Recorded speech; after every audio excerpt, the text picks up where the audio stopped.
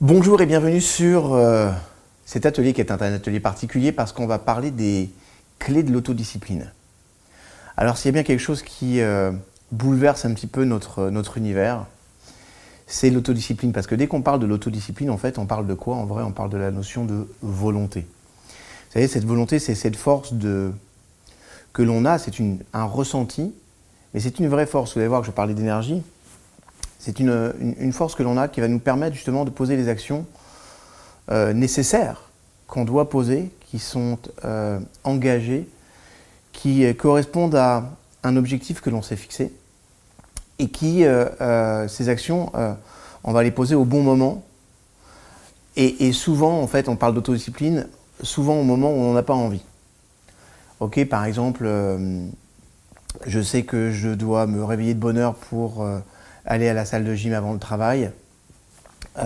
C'est cette autodiscipline, c'est la capacité justement à pouvoir organiser, structurer mon temps pour justement pouvoir profiter de cette force de volonté.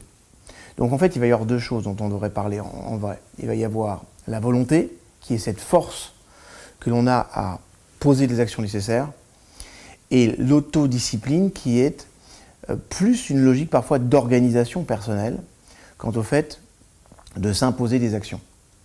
Et en fait, vous avez besoin des deux. Okay, c'est-à-dire que s'il y a deux mots, c'est que ce sont deux concepts différents. Les deux ne s'annulent pas, les deux se renforcent. Donc on va parler et de la volonté et on va parler de l'autodiscipline. À chaque fois, je vais bien décomposer les mots.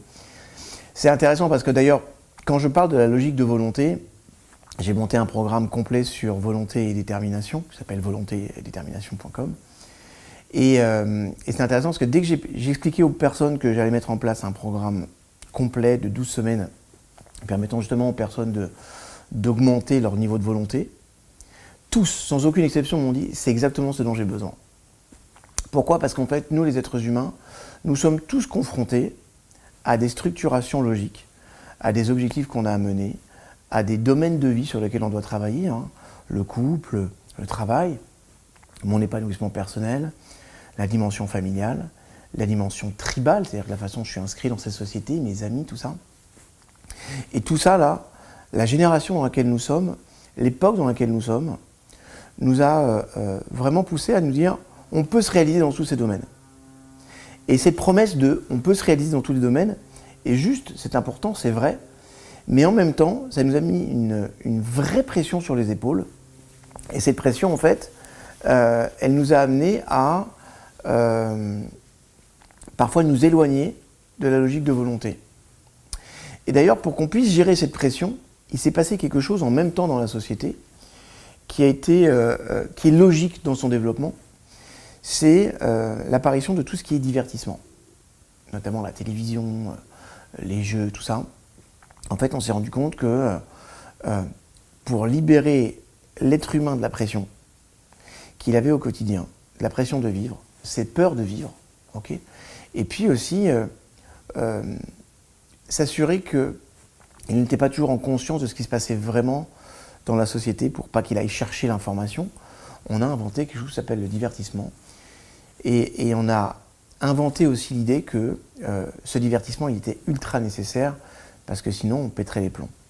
C'est pour ça qu'en fait, à la télévision, vous n'avez pas obligatoirement beaucoup de concepts intelligents, mais des concepts qui vont vous faire passer un maximum de temps.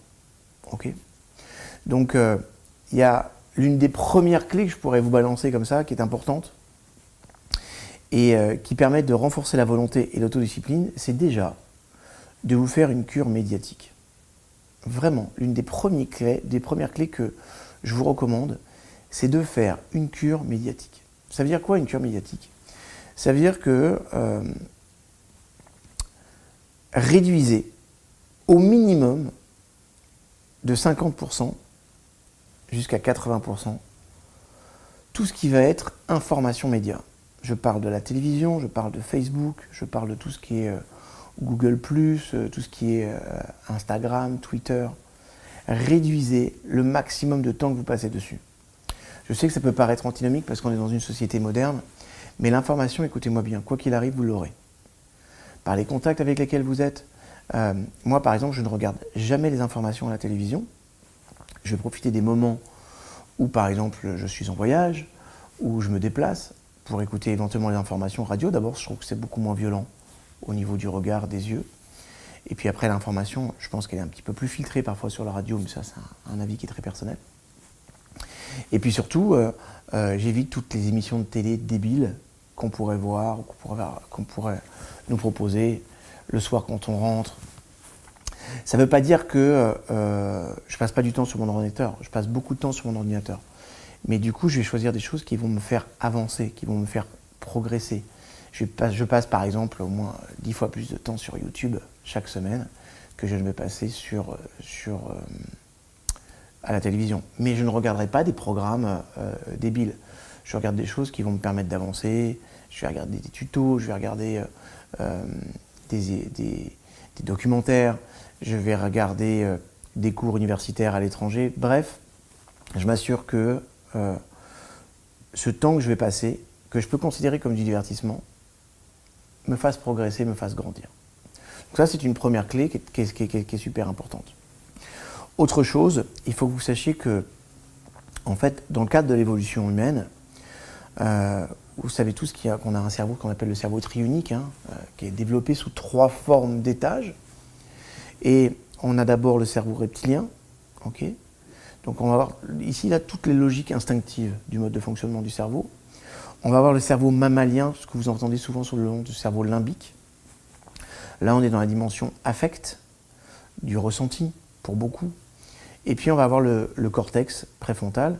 Le cortex préfrontal, c'est, quand vous savez, quand on découpe un cerveau, c'est ce qu'on voit de strié. C'est sur l'extérieur. Et c'est toute la couche de la part d'intelligence de l'évolution de notre humanité à nous. Toute l'évolution humaine est ici. Et il y a dans le cortex, qu'on appelle le cortex préfrontal, ici, des zones qui sont spécifiquement dédiées à la volonté. Il y a ici, sur la gauche, une zone qui est dédiée à la volonté de ne pas faire, et ici, à droite, une volonté de faire. Et au milieu du cortex préfrontal, il y a une zone qui relie les deux, qui est liée à la volonté de vouloir. Donc en fait, il faut savoir que l'activité de la volonté est quelque chose d'hyper cortical, donc d'hyper moderne. Okay. Donc c'est important de comprendre que parfois, quand on manque de volonté, c'est pas obligatoirement parce que psychologiquement, on n'a pas développé les compétences nécessaires. C'est que très souvent, on est dans un mode de fonctionnement un peu archaïque et qu'on n'a pas suffisamment connecté et on n'a pas suffisamment entraîné le cortex préfrontal. D'ailleurs, dans toutes les études modernes sur la psychologie de la volonté et la neuroscience liée à la volonté, on parle du muscle de la volonté. Alors on parle du muscle de la volonté, non pas parce qu'il va se gonfler comme un muscle, bien que. On parle du muscle de la volonté parce qu'il va recevoir cette zone de la volonté dans le cerveau. Quand elle reçoit un afflux sanguin plus important, il y a une activation plus importante qui va s'opérer. Et à ce moment-là, il va y avoir une activité de volonté qui est plus facile. Donc le principe, en fait, en vrai, ça va être d'activer cette zone de façon intelligente. Alors, il y a plein de moyens d'activer la zone, mais il y en a qui sont beaucoup plus faciles que d'autres. L'un des moyens les plus faciles, et qui permet d'entraîner justement ce cortex préfrontal à avoir une activité cérébrale plus importante, ce sont ce qu'on appelle des micro-méditations dynamiques. Ça veut dire quoi? Ce sont des méditations dans lesquelles vous devez garder les yeux ouverts, dans lesquelles vous pouvez rester assis comme ceci, et dans laquelle, en fait, vous allez simplement, régulièrement dans la journée, faire des petites pauses comme ça de 2 minutes, dans laquelle vous allez porter votre intention sur le fait d'inspirer et sur le fait d'expirer. Juste de porter votre attention sur l'inspire et sur l'expire. Ça, dans un premier temps, ça suffit, si vous pouvez faire ça 4-5 fois dans la journée. Moi, je vous donne un secret, c'est attente égale détente. Chaque fois que vous êtes dans des moments où vous allez avoir des situations d'attente, profitez-en pour faire un petit exercice comme ceci, ce que je vais vous donner, parce qu'en fait, vous allez voir que très rapidement, ça va vous permettre d'améliorer votre psyché au niveau psychologique, au niveau neurologique, au niveau physique. Les bienfaits sont énormes et donc en fait, plutôt que d'attendre à ne rien faire, autant avoir des schémas automatisés dans lesquels dès que vous êtes dans une situation d'attente, vous allez vous détendre et cette détente doit avoir pour principe d'améliorer vos connexions neuronales. Et plus vous allez améliorer vos connexions neuronales au niveau du cortex préfrontal, okay, et mieux ce sera. Or, on s'est rendu compte que le fait de faire une pause dans notre respiration et de se concentrer sur notre respiration, quand vous inspirez, vous pensez au mot inspirer, et quand vous expirez, vous pensez au mot expirer. D'accord ?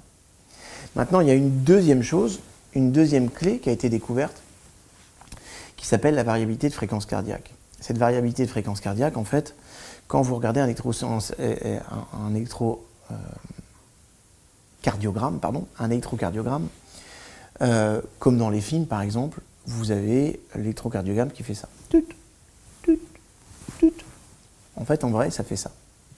Tut, tut, tut. Et ça là, c'est la variabilité de fréquence cardiaque. Et la variabilité de fréquence cardiaque, elle vous indique si vous stimulez votre système nerveux autonome sympathique ou parasympathique. Quand je stimule mon système nerveux autonome sympathique, je suis dans la dimension dans laquelle dans mon corps tout s'accélère. Et là, je vais fabriquer du cortisol, je vais fabriquer de l'adrénaline, okay, et tous les éléments stressants. Chaque fois que je suis dans un élément stressant, du coup, tout mon schéma de pensée quitte la zone du cortex, particulièrement du cortex préfrontal, pour entrer dans la zone limbique et reptilienne. Je vais me protéger. Okay ? Donc ça, c'est une fonction biologique et neurobiologique qui date depuis la nuit des temps. Vous ne pourrez pas lutter contre ça. D'accord ? En revanche, quand je stimule mon système nerveux autonome parasympathique, là, c'est le moment où tout se calme et le moment où je reprends le contrôle de cette accélération. Et je vais fabriquer noradrénaline, DHEA, ocytocine, acétylcholine, bref, un tas de biochimie très intéressante pour tout ce qui est schéma de pensée. Et surtout, je vais stimuler, quand je stimule mon système nerveux autonome parasympathique, toute ma zone corticale, et particulièrement la zone du cortex préfrontal. Donc, chaque fois que je vais avoir des petits moments dans la journée, attente égale détente, d'accord ? Eh bien, non seulement je vais ralentir, je vais porter mon attention sur ma respiration, mais je vais ralentir le nombre d'expirations et d'inspirations. D'accord ? Ça veut dire quoi ? Ça veut dire que, par exemple, si je respire normalement, ça fait ça.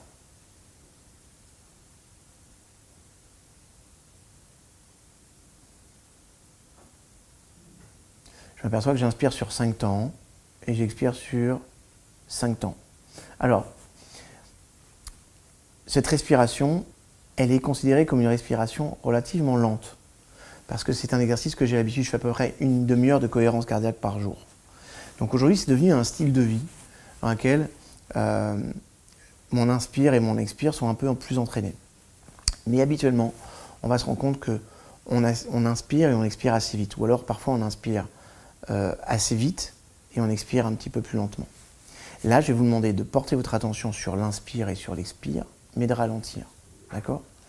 Et au minimum, d'inspirer sur 5 temps et d'expirer sur 5 temps. Attention, ne bloquez jamais votre respiration, c'est pas ça. Je bloque, d'accord ? On inspire normalement.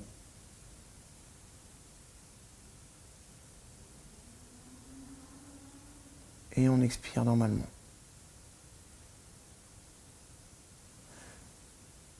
Quand j'inspire et que j'expire, il n'y a pas de pause. C'est comme un mouvement perpétuel. Vous pouvez d'ailleurs vous aider de la main quand vous faites ça. D'accord ?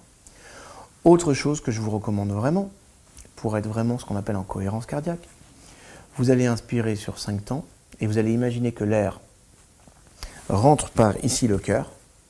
Okay ? C'est comme si vous respiriez par là et sort par votre estomac, à peu près 10-12 cm en dessous. Le cœur, au niveau du plexus solaire, j'inspire, j'expire. Faites ça j'inspire sur 5 temps, j'expire sur 5 temps. Ok? Faites ça au minimum 2 minutes. Et le minimum, c'est de le faire 3 fois par jour. Si vous faites ça, en fait, vous allez vous rendre compte de 2 choses. D'abord, vous allez stimuler plus souvent votre système nerveux autonome parasympathique, ce qui va avoir pour logique d'augmenter votre niveau de conscience, d'avoir des bienfaits qui sont des bienfaits physiques énormes. Okay. Minimum 2 minutes pour commencer à avoir les bienfaits. 5 minutes, c'est très bien. D'accord?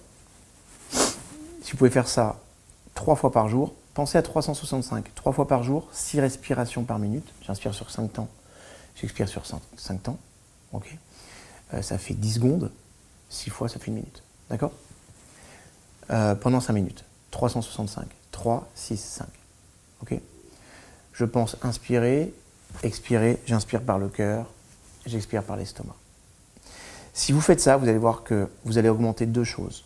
D'abord, l'irrigation sanguine au niveau du cortex préfrontal. Ce qui, ça, va permettre de vous donner de la force d'utiliser des zones qui sont utiles pour faire ou ne pas faire, et la capacité de vouloir entre les deux. Ça, c'est la première chose. L'autre chose, on augmente, quand on fait ce genre de respiration, on augmente la circulation neurolymphatique. Cette circulation neurolymphatique, en fait, elle booste à travers votre respiration la capacité d'avoir un apport d'oxygène plus fort, plus présent dans l'ensemble du corps humain. Et donc, du coup, en fait, ça a une fonction de boostage énergétique. Vous savez, quand quelqu'un n'est pas bien, on va lui donner de l'oxygène. D'accord? C'est aussi pour booster sa capacité énergétique. Puis dernière chose qui est aussi très très très importante, si on va du côté cette fois-ci de la médecine chinoise, en fait, on va doper notre capital énergétique, parce qu'en fait, quand on est en cohérence cardiaque, la circulation énergétique dans l'ensemble des méridiens et le passage d'informations énergétiques dans l'ensemble des pôles qu'on appelle les chakras est favorisé. Donc tous les bienfaits de ça sont bons. Donc on a déjà 2 clés. D'abord, faites une diète médiatique, c'est super important. Arrêtez de regarder n'importe quoi. Posez-vous toujours la question, est-ce que ce que je regarde me rapproche de mon objectif? Vous savez, parfois ça m'arrive de regarder des émissions de télé débiles. Mais c'est parce que on me propose des émissions de télé et je vais regarder les nouvelles émissions pour voir la tendance que ça peut donner. Mais je ne vais pas regarder ça pour autant, tout le temps. Je peux être intéressé par une nouvelle émission pour voir comment elle est montée, comment elle est proposée, c'est quoi la promesse à l'intérieur, c'est quoi la dramaturgie. Je vais essayer d'avoir un regard d'expert que je peux avoir parce que j'ai travaillé beaucoup à la télé et qu'on me fait régulièrement des propositions à la télévision. Mais je ne regarderai pas l'émission sur la durée. Ok? Donc, est-ce que ça me rapproche de mon objectif? Oui, si je le regarde une fois. Non, si ça devient une série que je regarde. D'accord? Ça ne veut pas dire que je ne regarde pas des séries. Je regarde des séries. Souvent, je regarde des séries qui me plaisent, séries américaines, des choses comme ça. Mais je vais choisir le moment où je vais le faire. Et je choisis la série. D'accord? Et je ne m'engaffe pas non plus. C'est important. Donc, réduisez de 50 à 80% déjà le temps que vous passez sur des médias qui vous pompent votre énergie. Regardez Facebook, en regardant le profil de celui-ci, puis en rebondissant sur le profil de celui-là, le temps que tu vas perdre. C'est énorme. D'accord? Ça, c'est donc, on a 2 clés. La diète médiatique, la conscience par rapport à la respiration. La deuxième chose, pour faire un acte de volonté intelligent, il faut aussi apprendre à se connaître. Et ça aussi, c'est très important, mes chouchous, parce que c'est important de voir comment je fais, c'est quoi mon processus de pensée que je vais avoir quand je vais faire quelque chose que je ne devrais pas faire ou je ne vais pas faire quelque chose alors je sais que je devrais le faire. Okay? Je vous rappelle que quand on parle de volonté, on parle de 3 choses. Du pouvoir de faire, ce que je m'étais engagé à faire par exemple, ou de ne pas faire, le fait de refuser de prendre une cigarette ou d'éloigner de moi la sucrerie, si je veux faire un régime, et le fait de vouloir. Okay? Ces 3 choses-là, elles sont concomitantes. Mais comprenez qu'en nous, il y a 2 formes d'esprit. Il y a l'esprit de la personne qui veut se réaliser, qui veut obtenir des objectifs, qui veut atteindre des résultats, qui veut faire les choses et qui rêve de se discipliner. Et la personne qui a envie de se reposer, qui a envie de se détendre, qui a envie de l'interdit. Okay, en psychologie, notamment en psychologie jungienne, on appelle ça le principe de renversement psychologique. C'est pas que nous sommes une fois une personne, une fois une autre, nous sommes ces deux-là à la fois. Okay, et il y a une chose que vous devez comprendre, c'est que quand on fait un acte de volonté, okay, le fameux Dr Jekyll et Mr Hyde, quand on fait un acte de volonté, on fait le choix d'être dans notre moi supérieur et pas dans notre moi inférieur. L'une des choses qui a permis vraiment beaucoup de mes étudiants à s'améliorer et à élever leur niveau de volonté, c'était quand ils étaient dans des périodes de choix. Par exemple, il est l'heure, je sais que je vais devoir aller faire du sport, et j'ai une petite voix qui va commencer à me dire « Allez, t'es fatigué, t'as une grosse journée, c'est pas la peine. Et puis aujourd'hui, t'as pas mal marché. » Vous savez, c'est des excuses qu'on va se donner. Hein.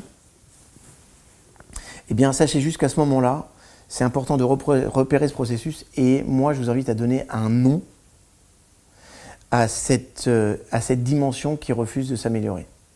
D'accord ? Par exemple, il y en a qui l'ont appelé Monsieur Grosse Bouffe. C'est le personnage qui, en eux, leur conseillait de manger quand ils n'avaient pas envie de manger. D'autres, c'était Monsieur Colère. Ah tiens, Monsieur Colère est ici. Ah tiens, Monsieur Feignant est là. Ok ? Donnez-lui un nom. Ok ? Ça, c'est super important. Nommez-le. Parce que le fait de le nommer va vous permettre de conscientiser le processus. Et quand vous conscientisez un processus, en fait, il vous est beaucoup plus facile de réagir. Pourquoi ? Parce que quand je ne conscientise pas le processus, je reste dans une dimension limbique. Quand je conscientise un processus, je rentre dans mon système cortical. D'accord ? Quand je rentre dans mon système cortical, c'est-à-dire que je vais pouvoir mettre de la raison à ce que je ressens. Ok ? Écoutez-moi bien. Se discipliner, c'est faire un acte de volonté et c'est faire un acte, c'est faire un effort. C'est pas confortable un effort. Ok ? Je suis fatigué, je dois aller m'entraîner au karaté, j'ai pas envie, peut-être parfois même dehors, il pleut, j'ai pas envie. Mais je dois le faire. Et je sais que c'est utile, et je sais que c'est essentiel. D'accord ? Je dois le faire. Et là, je vais faire un acte de volonté. Maintenant, écoutez-moi bien. Pour faire un acte de volonté, il faut donner du sens à ce que je fais. D'accord ? On reviendra sur la logique de sens un petit peu après. Mais la souffrance, en fait, elle vient du fait que vous avez une conscience de ce que vous êtes en train de vivre. Par exemple, si je sais que je fais des abdominaux, que je souffre, mais que je façonne mon corps pour être en bonne santé, avoir une silhouette harmonieuse, et que je suis conscient de ça, et que j'ai une image de ça au moment où je le fais, j'ai pas de problème. En tout cas, je vais accepter la douleur. Regardez, je vous demande de prendre un poids de 10-12 kg et de le porter à bout de bras. Et je vous demande de tenir pendant 2 minutes.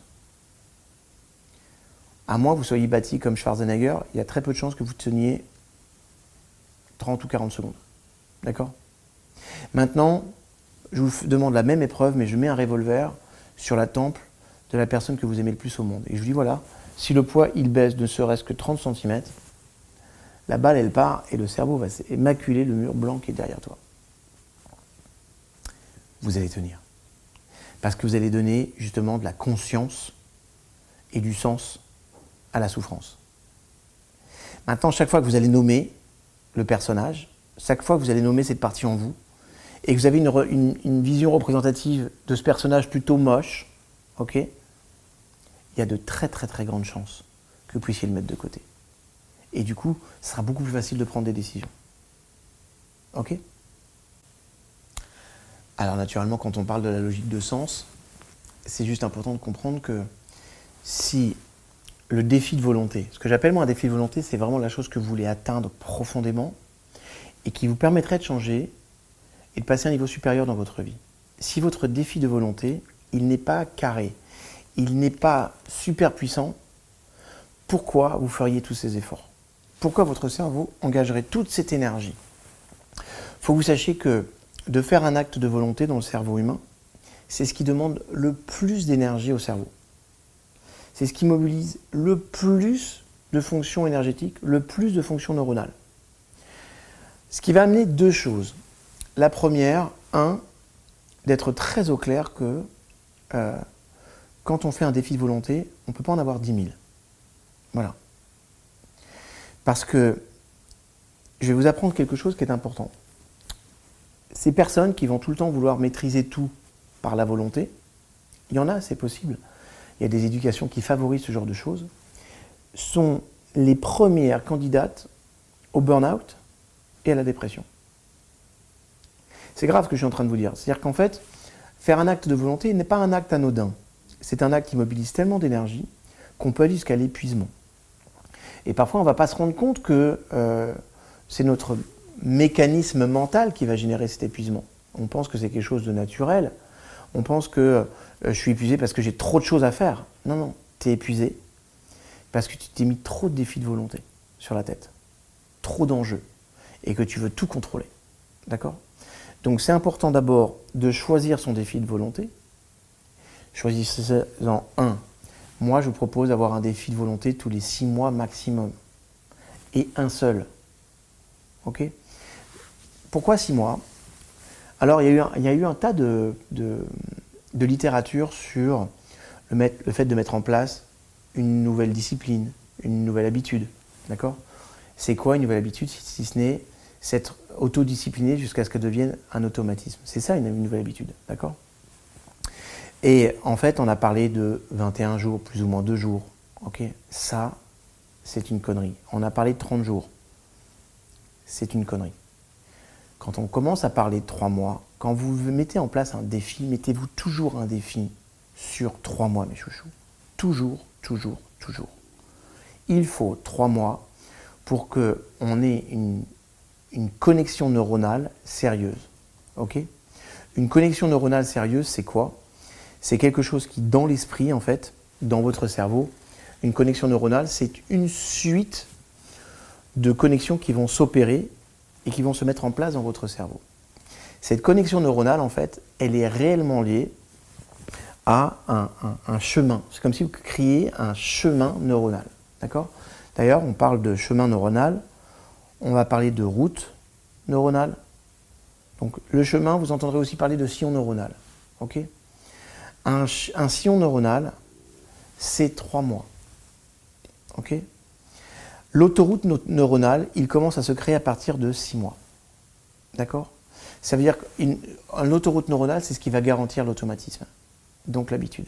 Donc si vous répétez quelque chose tous les jours, régulièrement, si possible pendant les mêmes heures, pour engager la chronobiologie, ça aussi c'est important, et ben vous allez vous rendre compte qu'au bout de 6 mois, ça va devenir un automatisme. Et que de vous en passer, ça va générer de la frustration. C'est-à-dire que vous aurez inversé la tendance. C'est-à-dire qu'au départ, peut-être que vous y mettez, ça vous mettait mal à l'aise. De ne pas le faire, ça va vous mettre profondément mal à l'aise. Si tu te lèves tous les jours, que tu te lèves, que tu fais ta demi-heure de sport, que tu t'es mis en énergie, au bout de 6 mois, tu as créé un sillon neuronal, un automatisme qui fait quoi qu'il arrive, si tu ne le fais pas, tu vas devenir mal. D'accord ? Donc, cette autoroute neuronale, en fait, il prend racine dans ce qu'on appelle une route neuronale, et c'est entre 3 mois et 6 mois.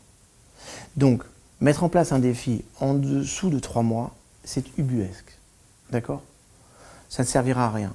Si vous dites, bah, voilà, je vais me discipliner pendant 1 mois à faire attention à ma nourriture, tu vas certes faire un effort de volonté, mais cet effort de volonté, il va te revenir en pleine face. C'est comme un élastique que tu auras tiré. Plus tu vas le tirer fort, et plus il va te revenir fort, simplement parce qu'en fait, tu n'auras pas été dans une logique intelligente. D'accord ? Donc c'est juste important que tu comprennes que tous les programmes que vous allez faire, c'est 3 mois minimum et considérez que c'est 6 mois. Donc déjà, vous démarrez sur mon défi, c'est 3 mois. Pourquoi ? Parce qu'au bout de 3 mois, mon corps va commencer à accepter l'idée que c'est une habitude. Ok ? Au bout de 6 mois, il aura ancré que c'est une habitude. D'accord ? Et dans ces cas-là, on parle à chaque fois d'actes de volonté beaucoup moindres, parce que c'est quelque chose qui s'est inscrit sur la durée. C'est clair, mes chouchous ? Donc, ça veut dire que pour ça, il faut que tu choisisses impérativement un acte de volonté unique. Ok ? Je vous ai dit tout à l'heure que la volonté, c'est quelque chose c'était un muscle. Et je vous ai dit également que c'était du sens. Donc, posez-vous la question. D'abord, on va donner du sens. Quand vous faites un acte de volonté, quand vous choisissez un défi de volonté, posez-vous cette question, c'est quels sont tous les bienfaits que je vais en retirer? Vous devez être clair sur tout ce que ça va vous apporter, absolument tout. Vous prenez une feuille, le fait d'atteindre ce défi de volonté, qu'est-ce que ça va m'apporter réellement? Et quel impact ça va avoir sur mes différents domaines de vie? À savoir, le couple, la famille, le travail, mon épanouissement personnel, ma dimension tribale. Ce que je mets dans la dimension tribale, c'est toute la relation que je vais avoir avec mes amis, avec ma société. D'accord? Donc réfléchissez bien sur tous les impacts que ça va avoir pour moi dans ces différents domaines. Maintenant, posez-vous la question, c'est quels sont les impacts que ça va avoir pour les autres? Toutes les personnes que j'aime et qui m'entourent, quels sont tous les bienfaits qu'ils vont retirer de ce défi de volonté, de mon défi de volonté?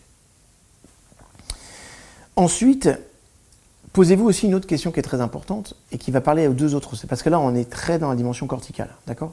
Posez-vous d'autres questions du style, de quoi ça m'éloigne d'un point de vue négatif? En clair, si je ne fais pas ce défi de volonté, qu'est-ce que je risque de perdre dans ma vie? Qu'est-ce qui va se passer de néfaste dans ma vie? Qu'est-ce qui va être négatif dans ma vie? Ça marche? Posez-vous ces questions-là, c'est vraiment aussi super important de comprendre que si vous ne faites pas la chose, quelles sont les conséquences négatives pour moi si je ne mets pas en place ce défi de volonté? Vous allez avoir le sens, vous savez, vous allez comprendre pourquoi, si on met le revolver sur votre temple, vous allez garder le poids. Donc là, on a vu plusieurs choses. On a vu la diète médiatique, on a vu la respiration, on a vu aussi que vous deviez mettre du sens dans ce que vous faites. C'est super, super, super important. Okay. On va voir autre chose, c'est que la volonté, c'est aussi quelque chose qui s'entraîne. Okay. C'est-à-dire que quand on a besoin d'actes de volonté importants dans notre vie, si vous n'avez pas l'habitude d'avoir travaillé cette volonté, d'avoir entraîné cette volonté, en fait, vous allez vous rendre compte que le jour où vous en avez besoin, ça ne fonctionne pas. Okay? Parce qu'il y a des personnes qui se disent « Ok, je sais que moi, le jour où je vais faire un acte de volonté, quand je le choisirai vraiment, je peux te garantir que quand je vais m'y mettre, ça va marcher. » Okay? Ça m'est arrivé, par exemple, d'entendre ça chez des jeunes adolescents qui ne travaillaient pas avant le bac et qui vous disaient « Ah mais tu vas voir que quand je vais m'y mettre, je peux te garantir que ça va le faire. » Bon, naturellement, à la dernière minute. Maintenant, ce que ces jeunes-là ne savent pas, et ce que tu as beau leur dire d'ailleurs au passage, c'est que comme tu n'as pas entraîné ta volonté, dès que tu vas te mettre à travailler, ton cerveau, comme il n'est pas habitué, il va abandonner. Il ne va pas travailler. Parce qu'il n'a pas travaillé. C'est comme si moi je disais, bon, le jour où j'aurais besoin de soulever des poids, je le ferai, j'irai. Ben non. Parce que tu vas savoir que tu n'as pas de force musculaire. Tu n'as pas fabriqué de fibres musculaires, mais tu n'as pas fabriqué de connexion neuronale non plus. C'est exactement la même chose. C'est-à-dire qu'à ce moment où tu vas t'y mettre, tu n'auras pas le jus. Dès que tu vas commencer, par exemple, à te mettre à tes devoirs, à vouloir apprendre, ton cerveau va dire hey, « Allez, c'est bon, j'en ai fait assez là. » Mais il te le dira au bout de 5 minutes alors que tu dois passer 3 heures dessus. Okay?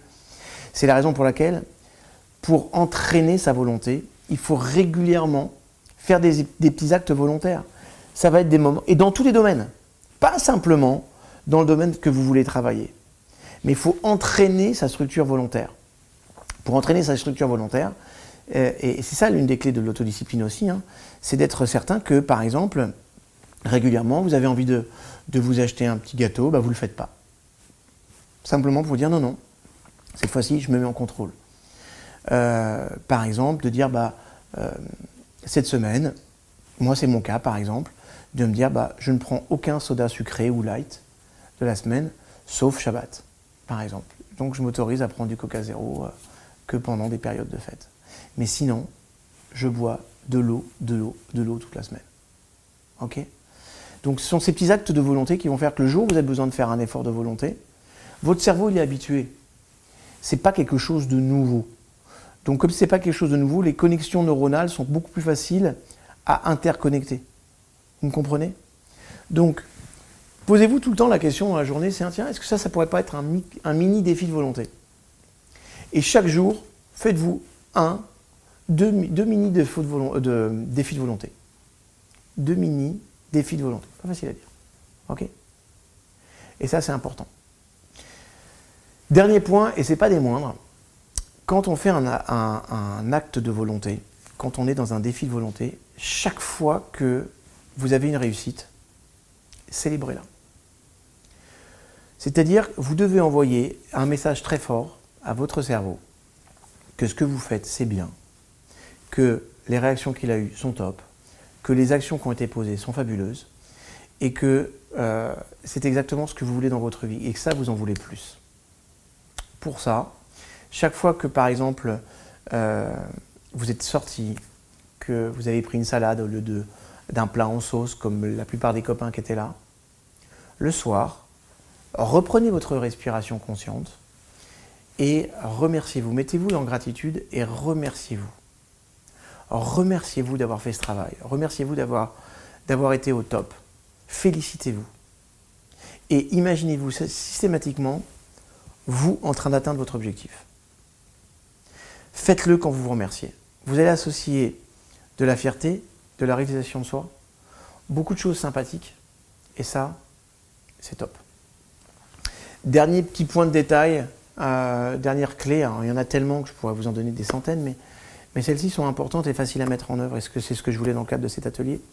Dernier point, qui n'est pas des moindres, profitez de chaque moment où vous ne faites rien pour vous rapprocher de votre défi de volonté.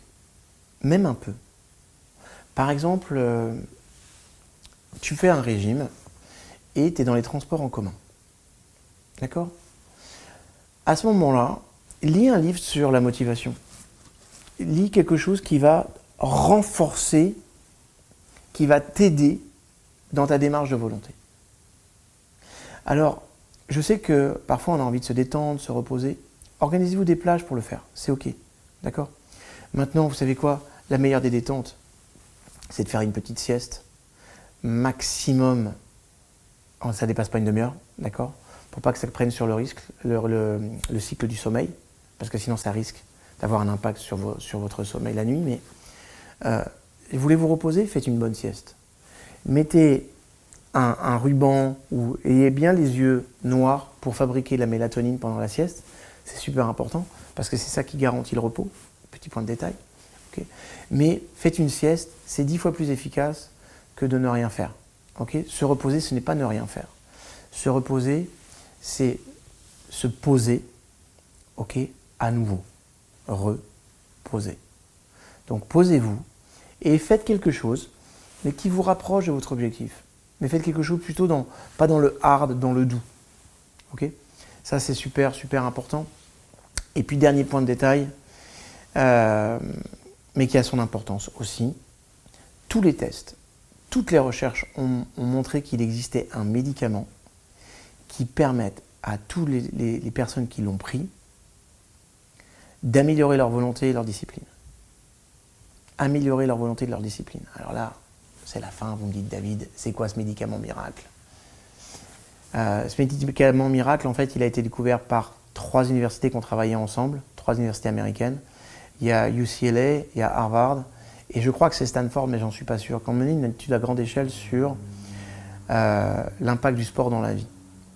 Et en fait, ils se sont rendus compte que tous les bienfaits du sport, en fait, étaient des bienfaits qui favorisaient surtout le développement musculaire du cortex préfrontal, à travers l'irrigation du cortex préfrontal. D'avoir une activité physique régulière. Quand je parle d'activité physique régulière, c'est un minimum de 3 fois par semaine, 20 minutes minimum, et une marche nordique, ça suffit.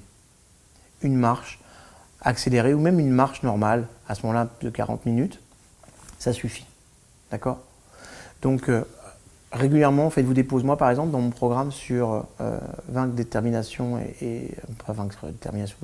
dépression et burn-out ou détermination, volonté et détermination, dans ces différents programmes, j'ai systématiquement moi, des relaxations neurodynamiques parce que ce sont les plus efficaces aujourd'hui sur le marché. C'est-à-dire que je vous fais marcher.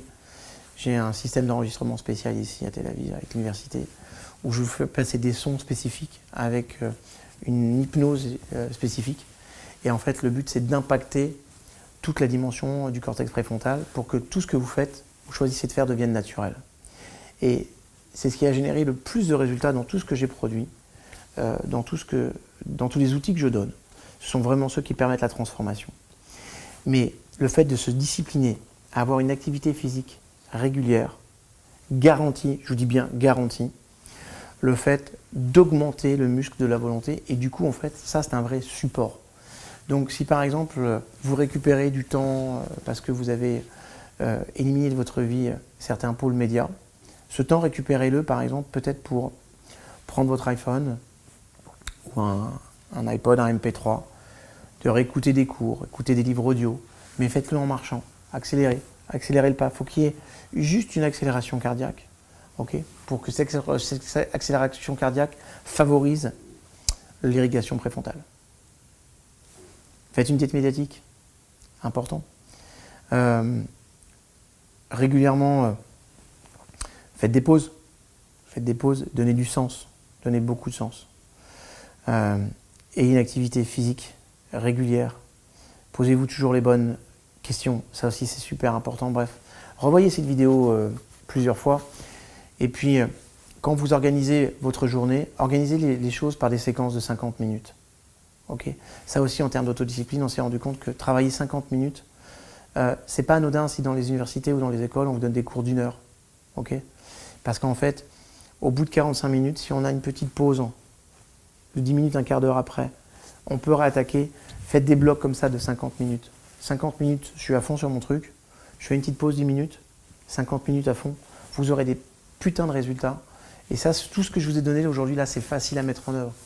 Je vous ai donné un atelier où ce n'est pas une transformation dithyrambique, ce n'est pas des outils exceptionnels, mais ce sont des outils qui ont fait leur preuve. Quand vous les mettez bout à bout, ça marche super bien.